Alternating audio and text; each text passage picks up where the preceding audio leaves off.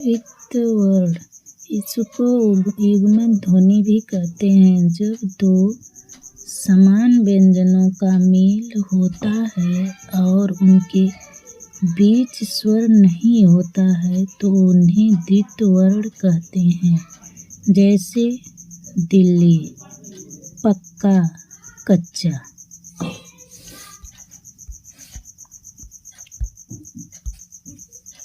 संयुक्ताक्षर वर्ण, जब प्रथम वर्ण स्वर रहित हो और दूसरा वर्ण स्वर सहित हो परंतु दोनों वर्ण असमान हो उसे संयुक्ताक्षर वर्ण कहते हैं। जैसे स्कूल, ख्याल, स्वर, क्लास आदि।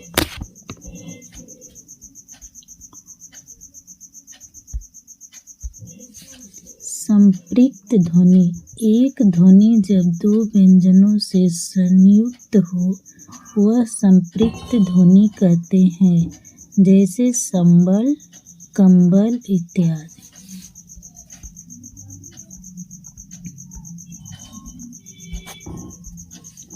चलिए हम पढ़ते हैं शब्द। शब्द दो प्रकार के होते हैं, एक सार्थक होता है और एक निरर्थक। शब्द वर्णों से निर्मित सार्थक समूह को जिसका स्वतंत्र उच्चारण होता है उसे शब्द कहते हैं।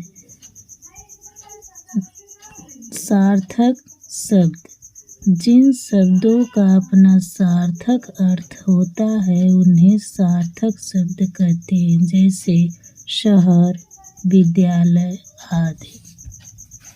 निरर्थक शब्द, जिन शब्दों का कोई अपना अर्थ ही न हो उन्हें निरर्थक शब्द कहते हैं। जैसे रोटी ओटी, पूड़ी उड़ी।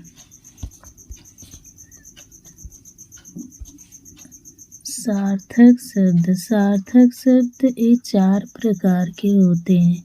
नंबर 1 बनावट या रचना के आधार पर, नंबर 2 उत्पत्ति के आधार पर, नंबर 3 अर्थ के आधार पर, नंबर 4 प्रयोग के आधार पर।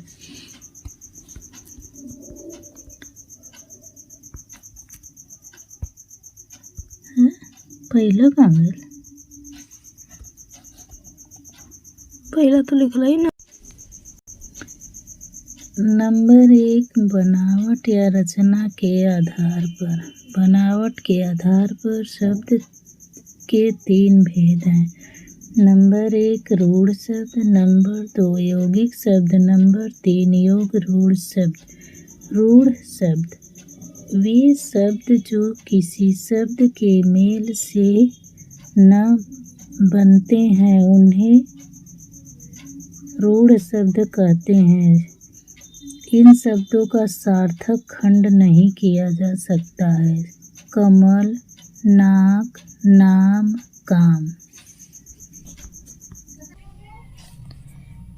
यौगिक शब्द वे शब्द दो भिन्न शब्दों के योग से बनते हैं उन्हें यौगिक शब्द कहते हैं। जैसे विद्यालय, मधुशाला, स्वागत, विद्याधन, आलय।